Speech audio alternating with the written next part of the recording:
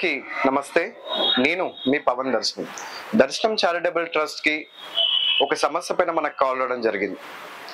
So మరి కాసేపట్లోనే మనం Nalgonda district కి మన ప్రయాణం మొదలు కాబోతుంది.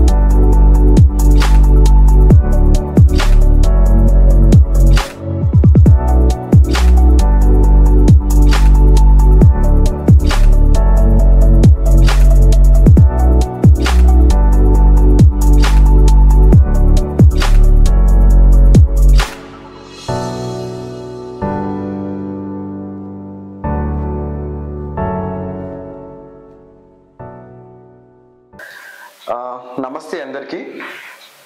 దర్శనం చారిటబుల్ ట్రస్ట్ కి వారం రోజుల కిందట జంపాల గోపాల్ అనే వ్యక్తి ఆయన అనారోగ్యం కారణంగా నాకు తినడానికి చాలా ఇబ్బంది అవుతా ఉంది. నేను బయటికి పోయి కష్టం చేసే సమయానికి నాకు డిసీజ్ వచ్చి నేను మంచానికి పరిమితమై నా తల్లికి నేను సేవలు చేసేది పోయి ఈరోజు ఆ తల్లితోనే నేను సేవలు చేసుకుంటున్నా అనే పరిస్థితి బాధ పెట్టుకుంటూ గోపాల్ అన్న మనకి చారిటబుల్ ట్రస్ట్ ని అప్రోచ్ కావడం జరిగింది.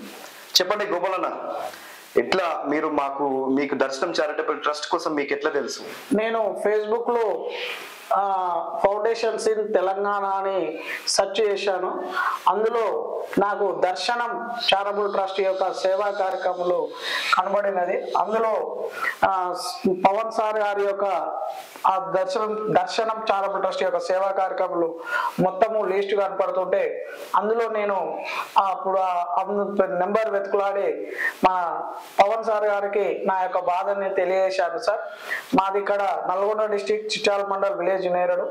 గత 9 months నుంచి ఇక్కడ ఉంటున్నాను. మా ఇల్లు కట్టడం చాలా కష్టంగా ఉంది. మా యొక్క వ్యాధి పేరు కండరాల క్షీణిత అనే వ్యాధి, జెనెటిక్ డిజార్డర్. ఇది ప్రపంచంలో ఎక్కడో మందు లేదు. నాకు 44 ఏళ్ళు, మా అమ్మకు 74 ఏళ్ళు. మా అమ్మ నాకు ఈ వయసులో సేవ చేస్తుంది. నేను చేసేది పోయి మా అమ్మే నాకు చేస్తుంది.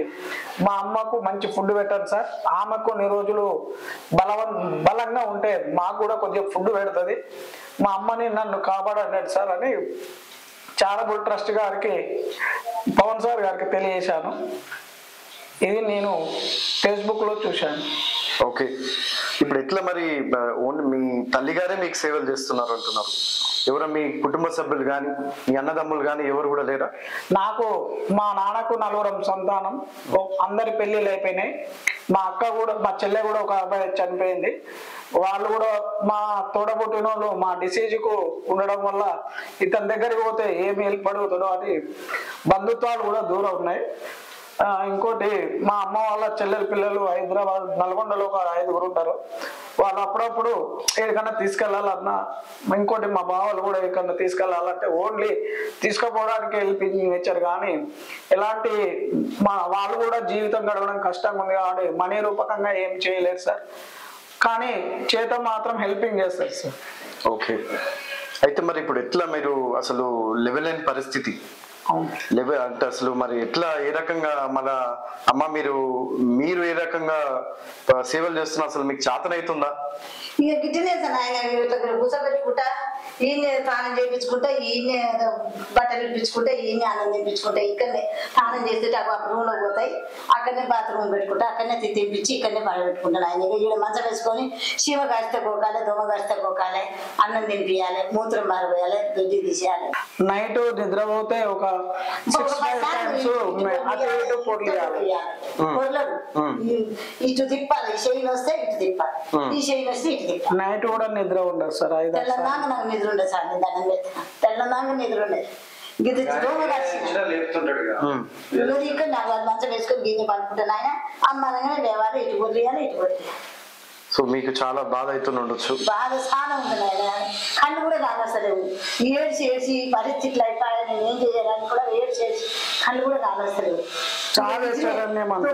దుబ్బులాడుకుంటా చేసుకుంటున్నాను. సో దర్శనం చారిటబుల్ ట్రస్ట్ ని మా గోపాలన్న అప్రోచ్ కావడంతో దర్శనం చారిటబుల్ ట్రస్ట్ వారం కింద ఆయనతో మాట్లాడడం జరిగింది.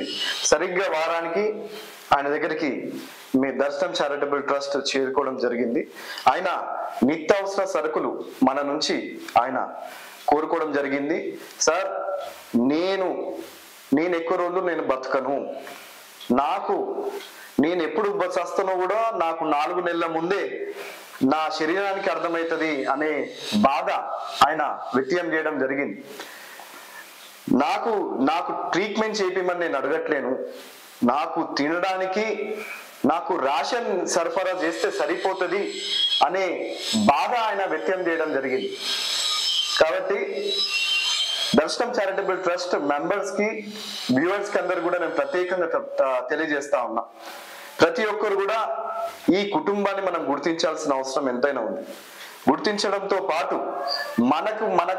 మన వంతు సాయం మనతో ఏది కలిగితే వాళ్ళకి ట్రస్ట్ పరంగా ఆయనకి సేవలు మనం అందిస్తామని మనం అందరం హామీ ఇవ్వాల్సిన అవసరం ఎంతైనా ఉందని ఈ సందర్భంగా తెలియజేస్తా ఉన్నాం.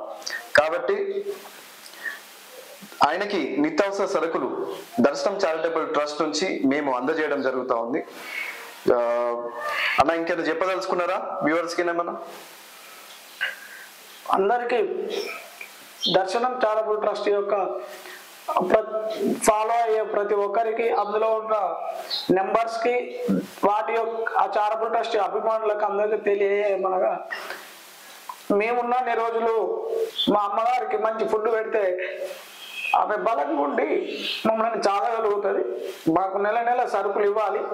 ఇంకోటి నాకు బీపీ ఉంది, మా అమ్మకు థైరాయిడ్ ఉంది. మాకు ఒక నెలకు ఒక 1300 రూపాయలు మెడిసిన్ ఖర్చు అవుతుంది. ఆ 1300 కూడా మెడిసిన్ కూడా కొద్దిగా హెల్ప్ చేయాలని పేరున అందరినీ వేడుకుంటున్నాం. దర్శనం చారిటబుల్ ట్రస్ట్ నుంచి దాత రూపంలో మా మేడం మధుమతి మేడం గారు ముందుకు రావడం జరిగింది.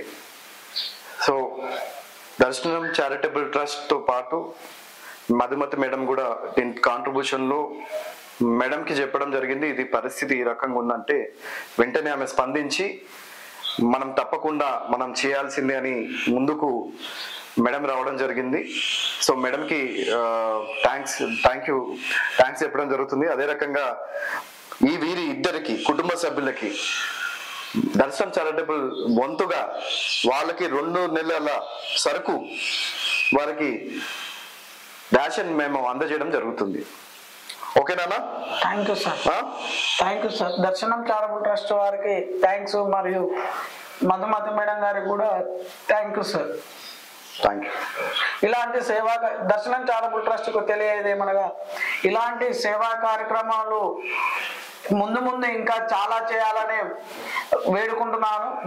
వారికి దర్శనం చారిటబుల్ ట్రస్ట్ వారికి మరియు మధుమతి మేడం గారికి భగవంతుడు ఆరోగ్యాలు అష్టైశ్వర్యాలు కలిగియాలని వేడుకుంటున్నాం. Thank you. తప్పకుండా భగవంతుడు ఆశీర్వాదం, మీ అందరి ఆశీర్వాదం ఉంటే దర్శనం చారిటబుల్ ట్రస్ట్ ఇంకా ముందుకు పోతుంది. తప్పకుండా ప్రతి ఒక్కరికి ఎవరికైతే అవసరం ఏదైతే ఉంటుందో, ఎవరికైతే చెందాలో వాళ్ళకే దర్శనం చారిటబుల్ ట్రస్ట్ పనిచేయబోతుంది. థ్యాంక్ యూ అన్న. Thank you.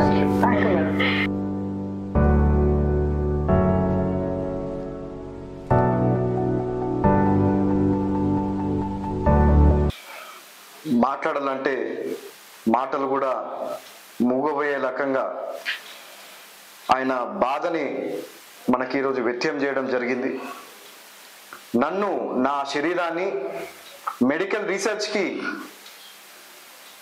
వాడుకోండి అని ప్రభుత్వానికి కూడా ఆయన లెటర్ రాయడం జరిగింది. అంటే ఆయన ఎంత బాధిస్తున్నాడు అనేది మనం అందరం గ్రహించాల్సిన అవసరం ఎంతైనా ఉంది. ఇక చెప్పుకోలేని బాధ. ఇటు తల్లి జన్మ నుంచి నవమాసాలు మోసి జన్మనిచ్చిన తల్లి చివరికి ఇప్పటికి కూడా కొడుకుని కడుపులో పెట్టుకొని మోస్తా ఉన్నది. తల్లియే మొత్తము అన్ని కార్యక్రమాలు. ఆయనకి ఏ ఇబ్బంది వచ్చినా కనీసం గోకలన్నా కూడా గోకలేని పరిస్థితుల్లో కూడా ఆయన ఆ రకంగా ఉండడము దర్శనం చారిటబుల్ ట్రస్ట్ చాలా బాధ మేము చెందిస్తున్నాం. కుటుంబానికి మనోధైర్యం మేము సైతం ఉన్నామని గుర్తు చేయడానికి చారిటబుల్ ట్రస్ట్ ద్వారా వాళ్ళ గడప మేము తొక్కడం జరిగింది. ఎల్లప్పుడూ మమ్మల్ని ఆదరించిన ప్రతి ఒక్కరు కూడా మేము సదా మీ సేవలో మేము ఉండడం జరుగుతుంది. మీరు ఎప్పుడు కూడా బాధపడద్దు. మాలాంటి వ్యక్తులు ఈ సమాజంలో చాలా మంది ఉన్నారు. మీకు ఏదో రకంగా ఈ సహకారం అందుతూనే ఉంటది. మనోధైర్యం ఎప్పుడు కూడా చెందించొద్దు, ధైర్యంగా ఉండాలి. మనకంటూ ఏదో ఒక రాతలో మనం రాసే ఉంటది. బాధ కూడా ఎప్పుడు కూడా బాధపడొద్దు. కాబట్టి మా వంతు సహకారం మేము చేయడానికి నాకు వచ్చినందుకు ఏం లేదు. ఇప్పుడు పుడుతోళ్ళకు కూడా ఇలాంటి డిసిజన్ ఇక్కడితో అడ్డుకట్టేయాలని నా వాదన సార్. నేను వచ్చి భూమి మీదకి వచ్చి ఏం సాధించిన ఈ విధంగా నన్ను రీఛార్జ్కు నా బాడీ ఇస్తే అమ్మ కడుపులో నా 32 వారాల ప్రెగ్నెన్సీ కడుపులో ఉన్నప్పుడే జెనెటిక్ డిజార్డర్ చేస్తే జన్యుతో సంక్రమించే వ్యాధి వస్తుంది అని ముందే తెలిసిపోతుంది. ఆ పిండాన్ని చంపేయండి, బయటికి తీసుకొచ్చి మమ్మల్ని పేషెంట్ డిసీజ్ వచ్చిన వాళ్ళు బాధపడతారు, వాళ్ళ పేరెంట్స్ బాధపడతారు, కొన్ని సంవత్సరాలు బ్రతికినన్ని రోజులు బాధపడతారు. కానీ ఆ జెనెటిక్ డిజార్డర్ ముందే వస్తుందని 32 వారాలు ఉన్న పిండానికి జెనెటిక్ టెస్ట్ చేస్తే అప్పుడే తెలుస్తుంది. కాబట్టి ఆ పిండాన్ని కరగదీస్తే అమ్మ నాన్న వాళ్ళు ఒక 6 months బాధపడతారు. 6 months తర్వాత ఇంకో ప్రెగ్నెన్సీ వస్తే ఆ బాధని ఆ ప్రెగ్నెన్సీలో మర్చిపోతారు. కాబట్టి ఈ ప్రతి ఒక్క మహిళకు స్కానింగ్ అనే రిపోర్టు, ఆ టెస్ట్ ఈ టెస్ట్ అనేది చేస్తున్నారు. కానీ జెనెటిక్ టెస్ట్ అనేది ఖచ్చితంగా గవర్నమెంట్, కేంద్ర ప్రభుత్వం కానీ రాష్ట్ర ప్రభుత్వం కానీ ప్రతి ఒక్క మహిళా ప్రెగ్నెన్సీకి జెనెటిక్ టెస్ట్ ఖచ్చితంగా చేయాలని నేను దర్శనం చారిటబుల్ ట్రస్ట్ ద్వారా తెలియజేస్తున్నాను. అందరికీ నమస్తే. ఈ వీడియో వల్ల జంపాల గోపాల్ గారికి మనం ఎంతో సహాయపడడం జరిగింది. ఇక ముందు ఎన్నో సేవా కార్యక్రమాలు చేయాలంటే మీ సహాయ సహకారాలు దర్శనం చారిటబుల్ ట్రస్ట్కి ఎంతో అవసరం. కాబట్టి మీరు చేయవలసింది ఒకటే, దర్శనం చారిటబుల్ ట్రస్ట్ ఛానల్ని సబ్స్క్రైబ్ చేసి షేర్ చేయడంతో పాటు లైక్ చేయడం మర్చిపోడని నేను భావిస్తా ఉన్నా. నమస్తే.